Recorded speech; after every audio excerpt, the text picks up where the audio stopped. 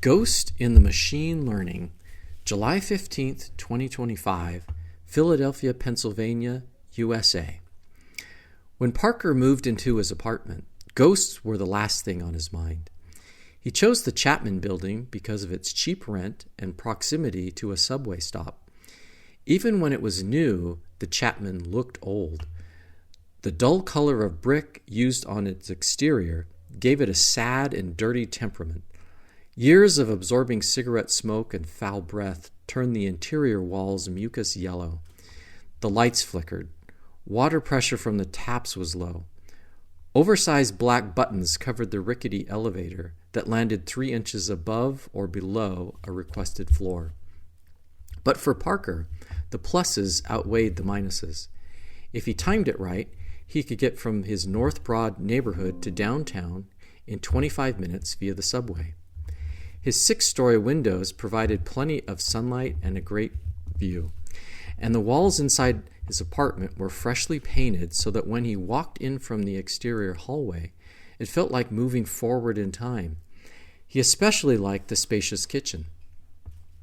The Chapman's supernatural reputation first came up during a game of pickup basketball Parker joined with a friend from work. They played against guys who grew up in Philadelphia. One of them was interested in where people lived and talked about buildings like he was a realtor. "You live in the Chapman? You know that place is haunted, right?" Porter smiled like the guy was joking. "They didn't say anything about it when I signed the lease." "That's why the rent is so cheap. They can't keep tenants around. When I was a kid, the only time we'd go near the Chapman was on Halloween when we were looking for a scare." "Well, I haven't seen any ghosts so far." "Nothing weird? No spooky sounds?" "Only from the pipes in the elevator." "Well, when something floats out of the wall, don't say I didn't warn you." Parker laughed off the conversation, but when he returned to his apartment building, he saw his surroundings in a different light. He had never given much thought to whether he believed in ghosts or spirits on the other side. And yet, as he walked alone down a dimly lit, moldy hallway, he jumped when the lights flickered. The thought of something watching him made his hair stand on the back of his neck. He hurried to get to his door and shut it behind him. Safely inside his bright kitchen, Parker chuckled to himself. He had seen those lights flicker hundreds of times. He knew very well the wiring was old and nothing to get spooked over. He looked around at the familiar dishes in his sink and the refrigerator door handle where he hung a checkered wash towel. There was nothing strange about this place, nothing at all, except for maybe the cabinet door. Cabinets hung from the wall on both sides of the sink. The doors were painted light blue and had brass knobs attached in a lower corner, and for some reason, the door on the left opened randomly. It was open now. Parker stared at the packages of snacks and pasta he stored inside the cabinet. Sometimes the door stayed closed when he left the kitchen. Other times, he would return to find it open. Oddly unexplainable. Parker chuckled to himself again like he had when he first entered the apartment. What, did he now think the cabinet door was moved around by a ghost? He was freaking himself out. He took a step forward and closed the door. It stayed shut, and he smiled to himself. After counting out loud to 10, Parker turned and walked toward his window to catch a glimpse of the fading sunset. When he turned back toward the kitchen, the cabinet door was open. No, Parker muttered aloud as he shook his head. "It's probably a messed up hinge." He shuffled back to his kitchen, pulled a roll of duct tape from a drawer, and taped the cabinet closed. "Let's see you open now." Satisfied that he put an end to the cabinet confusion, Parker watched some TV and got ready for bed. In the middle of the night, he grew thirsty and padded into the kitchen for a drink of water. He sleepily turned on the light. The left cabinet was open. He stood there for several seconds as the scene connected with his memories. Had he taped that door shut or merely dreamed about it? And if he had taped it shut, where was the tape? Should it not be dangling from the cabinet or have fallen to the ground? Parker inched backward out of the kitchen and forgot about the water. He shut his bedroom door behind him and told himself there must be a simple explanation. When he got in bed, he pulled his covers over his head. Maybe it was childish, but he liked the extra barrier between him and the cabinet. He avoided the kitchen completely for the next 2 days, walking quickly through it without turning his head when he left the apartment. He ate all his meals at restaurants. This is stupid, he finally told himself. Am I really afraid of a door? He decided to face the problem head-on using a small toolkit he kept next to the duct tape. He talked to himself and the cabinet as he pulled out a screwdriver and pointed it toward the cabinet's hinges. I've thought a lot about this, and I'm sure it's a problem with the way you're balanced. If I swap the hinges, that should fix the problem. Parker continued talking to the cabinet as he completely removed the door's 2 hinges and changed their locations. After completing the job, he closed the door and said, "There, now you'll be right." The door stayed closed. Parker put away his screwdriver and congratulated himself. And then, slowly and controllably, the door swung wide open. Parker stared at the hinges and a box of crackers inside the cabinet before saying, "So that's how it's going to be, huh? Fine. Open all you want. See if I care." From that point forward, he addressed the cabinet directly as if it was a living thing. When he shuffled into the kitchen each morning, he greeted the cabinet like he might greet a pet. "I see you're open already today. Let's see what kind of mood you're in if I shut you." "Oh, pretty feisty," not even waiting a second to swing back open. The cabinet represented some unexplainable phenomenon or force, but Parker did not see the need to investigate it any deeper. It clearly existed and was not hurting him or anyone else. It became a part of his everyday experience and did not need to be changed, not that he had any power to change it. He could not remember the first time he personified the cabinet, or whatever it was that caused the cabinet to move. Thinking of it as a person felt natural and familiar.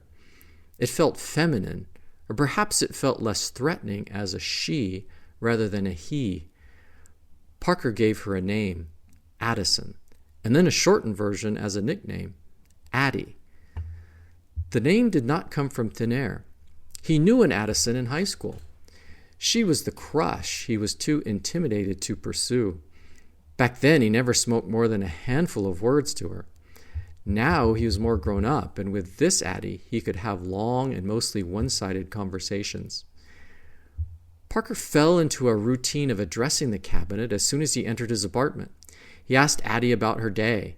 He talked about work and anything crazy he saw on the subway. He cooked food while telling Addie about Philadelphia's sports teams and office gossip. Sometimes, when he got excited about something, the cabinet door would move, opening further or even shutting. The more it happened, the more unremarkable it seemed to Parker. He moved his snack boxes out of the cabinet. That was Addie's space, and it felt right to leave it to her. He lived that way for months, and his mind slowly transitioned to thinking he was sharing the apartment instead of living there alone. During that time, no one else visited. All of Parker's interactions with visible people took place outside of the building. And then he met a girl named Jasmine at a friend's party. They saw each other more regularly until one night after dinner, Jasmine decided she would like to see Parker's apartment.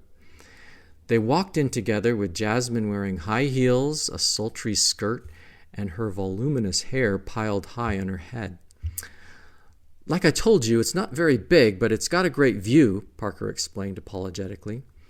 Jasmine scanned the space and immediately noticed the open and empty cabinet in the kitchen. "I guess you don't keep a lot of food around or cook for yourself." "Yeah, I do. I don't mind cooking. The cabinet's just empty because it's Addie's space." "Who's Addie?" Parker froze.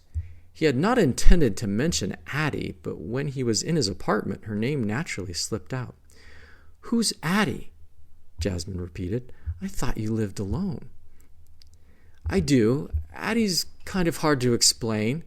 I guess you could say she's like a force or energy. She opens and closes that cabinet. It's like I can feel her presence. Parker winced like he had said too much and wanted to take back the words. Instead of acting freaked out or asking if he was joking, Jasmine's face lit up. She's a ghost?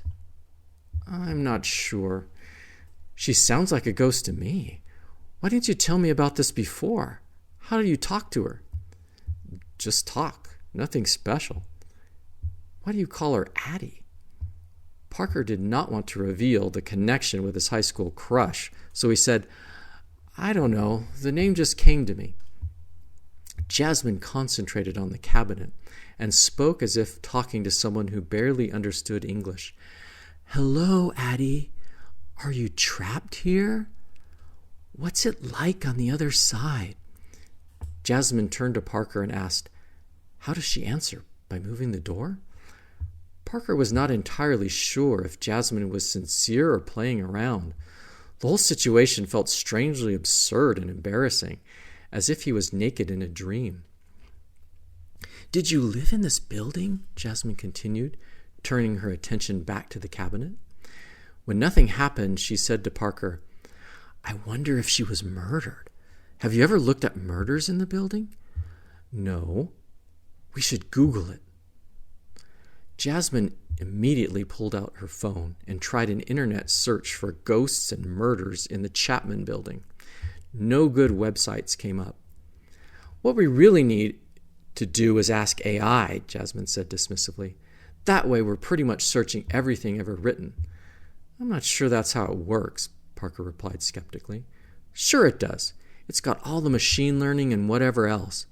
Jasmine opened up a window for ChatGPT and typed, Are there any ghosts in the Chapman building in Philadelphia? Yes. Jasmine's eyes widened as she held out the response for Parker to see. Then she typed, What are their names? When she saw the answer, Jasmine raised one shocked hand to her face as the other hand slumped to her side, barely clutching her phone. What is it? What did it say?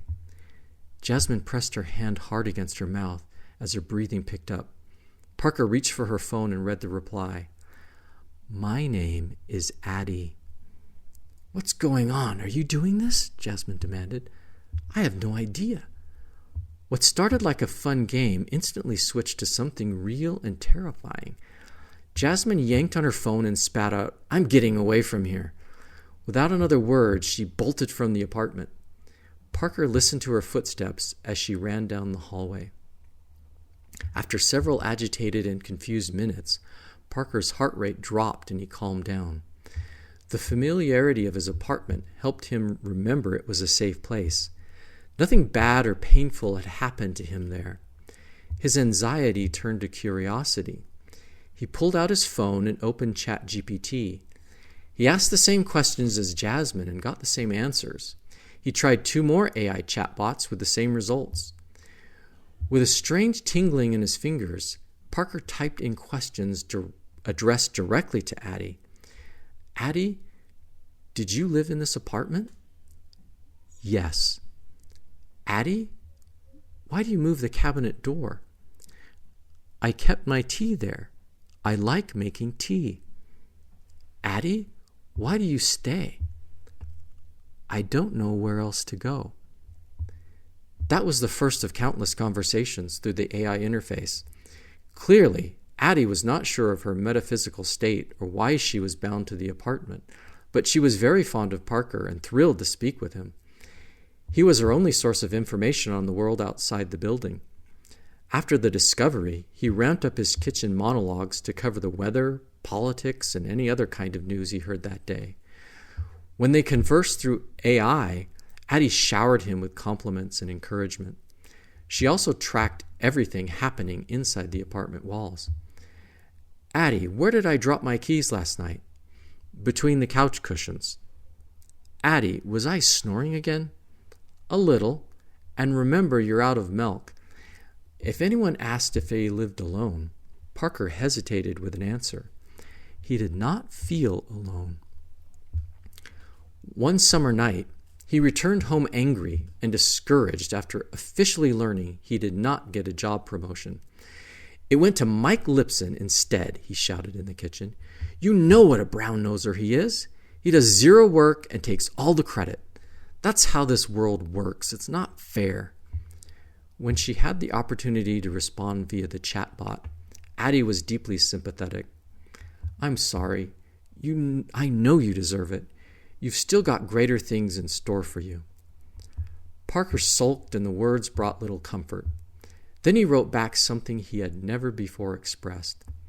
Addie, I wish you were real. I am. Addie, I wish I could see you. There was no reply. Parker tried sending more messages, but Addie disappeared, and all he got back was gibberish generated by ChatGPT. He tried to apologize, but that did not help. And then the apartment felt cold despite the warm summer temperature outside. Come back! I don't know what I said wrong, Parker cried into the numb emptiness surrounding him. 24 hours later, she was still gone. Someone knocked on the apartment door, and Parker opened it to find his building manager, a hulk of a man with a crooked nose. Your lease is up in 9 days. Oh, right, I need to get it renewed. Sorry, I need the apartment. You need to find a new place. What? Why? You can't just spring something like that on me. It's already done. I'm sorry. If you want to stay, there's an opening down the hall. Parker growled and asked angrily, Who's taking this apartment? From behind the manager, a young woman appeared wearing a light blue summer dress. She wore a shy smile that spread all the way to her bright brown eyes. She looked beautifully familiar. The manager turned and said to her, I'm just telling him he needs to vacate so you can have it. The young woman ignored the manager as she looked right at Parker and said, I'm Addison. People call me Addie. After recovering from his shock, Parker immediately turned to the manager and said, Sure, I'll take the apartment down the hall. Thanks for listening. If you enjoyed this story, you can find others like it at the website 500ironicstories.com or search for 500 Ironic Stories on YouTube or your favorite podcast platform. Remember to like and subscribe.